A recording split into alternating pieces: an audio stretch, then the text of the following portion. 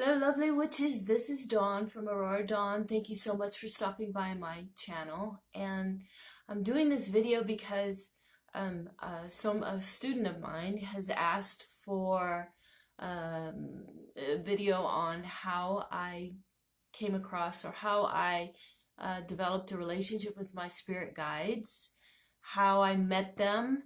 And to start out, I had never read any books or gone to any classes and didn't really know there was such a thing as talking to spirit guides, right?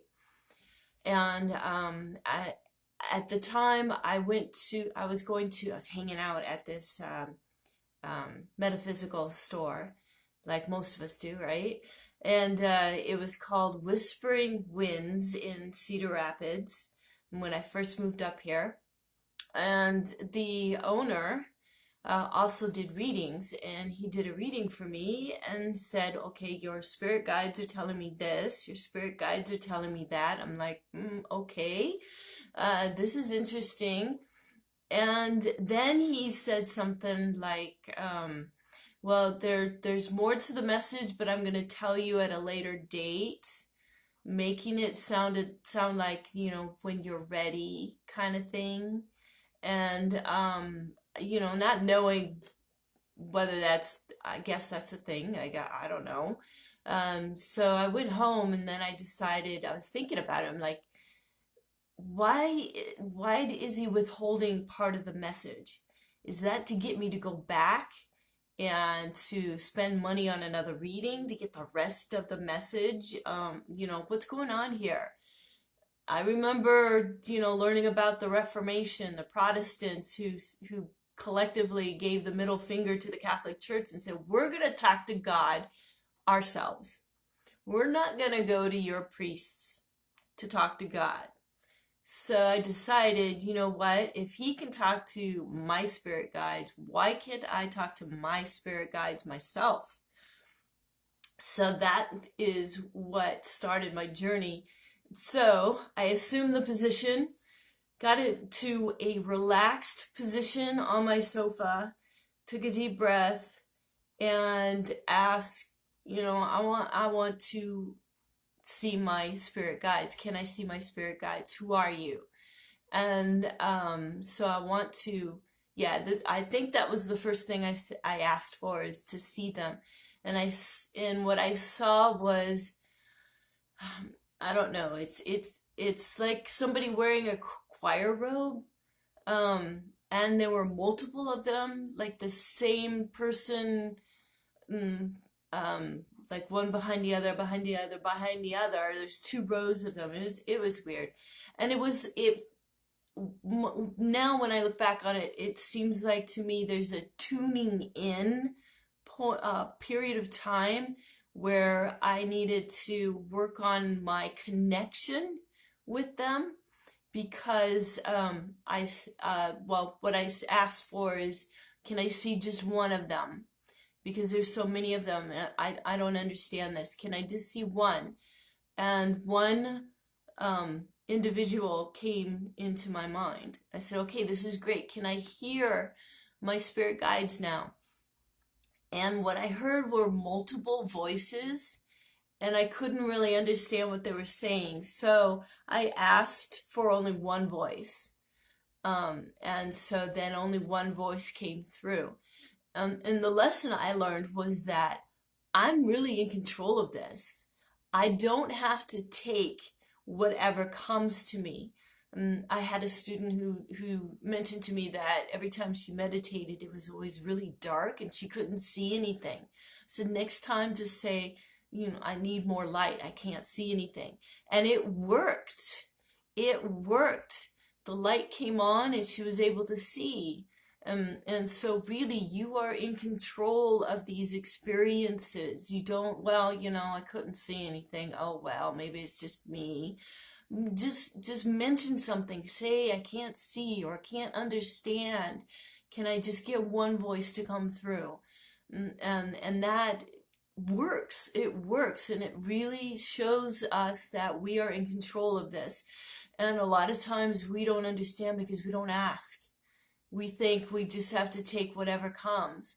And but no, you can ask questions. I don't understand this. Can you give me a clue? Can you give me more insight? So basically, I spent a lot of time at the beginning asking questions that were very simple to answer, yes or no answers. And sometimes I got it wrong. Sometimes I heard a yes when that wasn't the right answer. So it was a matter of really tuning in and getting used to hearing them in my head. And I personally, when they speak to me, I don't really hear a distinct, different voice. It sounds like my own thoughts. And I think that's where a lot of people have trouble, because it's basically sounds like their own thoughts. And so they're questioning whether their spirit guides are really talking to them, or if they were just thinking thoughts and that's all it is. I will say this, that if it's something that is emotional, that I'm emotional about, that if I don't take the first thing that I hear from them, that my ego will get in there and will give me thoughts. And so the secondary thoughts I have to throw out, because I feel like, especially when I'm emotional about it, I feel my ego gets in there. So, oh, no, no, no, that's not what it is. It's really this. And now I can recognize it. But it was really difficult at the beginning because, like I said, there's very little distinction between my voice, my thoughts, and their voices. So I had to really work on that, and tuning in and spending time talking to them. And I will say that usually now I've done readings for other people and talked to their spirit guides. And what I've seen is that everybody has at least one spirit guide that comes to you when you are born, that is in your contract to be with you from beginning to end. Oftentimes I see two spirit guides. So most people that I have done readings for, and I haven't done like a ton of readings, so maybe my sample batch here is a little small, but what I have seen a lot of is a male and a female spirit guide. But there are those that have many spirit guides. I have several, and I have one, my main guide, his name is Paul. He was with me in, get this, World War II. We were in World War II together, and now he is my spirit guide. So it's very interesting to get to know them. They I don't know, what I have experienced, it seems like they appear to me how they looked in their most recent lifetime, most recent incarnation. So I don't know if that's true. I've never read that anywhere. I don't know if anybody else has had that experience. Please let me know in the comments if you have had that same experience or not. But I have seen them in period garb, like my boyfriend. They appear to me in like colonial kind of clothing. Like if you go to Williamsburg, Virginia, a lot of the shops and things like that, they'll dress in period costume. It's that kind of the appearance, and they said that was their most recent incarnation, and now they are there to be spirit guides to my boyfriend. So it's very interesting.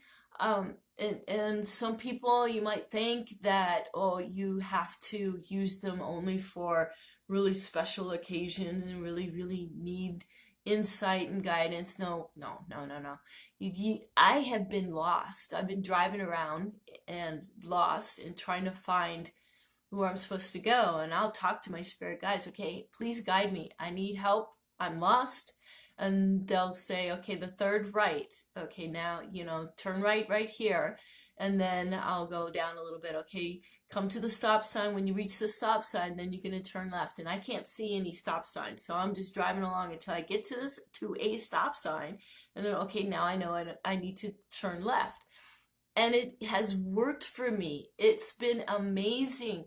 They have gotten me to my destination when I was completely lost. All right. Now, I did have some idea of where I was in the city, but I was, completely lost. I was not sure which way to go to get to where I needed to go. So, I don't know if it would be the same if I was in a completely new city that I had never been in before and I was unfamiliar with. So, but that is my experience. They have guided me in many different ways in my life. I've called on them to like when I'm questioning whether I should go this way or should do this or what should I do next. They have helped me a great deal. Something else is that if you are you have health issues, you can call on a healing guide. That is a guide that can go into your body and tell you, okay, for your body, you need this. For your body, you need to do this. Or you need to consume this. You need these supplements. And that can be very, very helpful as well. So spirit guides are in the fifth dimension. This is my understanding of them. They are in the fifth dimension. They have been human before. They are part of the soul group. We are all in groups, and we all work together to evolve and grow spiritually. And so sometimes they incarnate with us. Sometimes they stay on the other side. Like after I die, I may stay on the other side and be a spirit guide for somebody in our soul group. Now, can you be a spirit guide and currently be an incarnated being on this earth plane? I'm not sure. I've not really looked into that, but I don't know. So the fifth dimension, there is no time, and it is a very high vibration place, so there's not a lot of struggle like there is here on the earth plane. There's not a lot of intensity as far as things that you got to learn and stuff like that. You can still learn in the fifth dimension.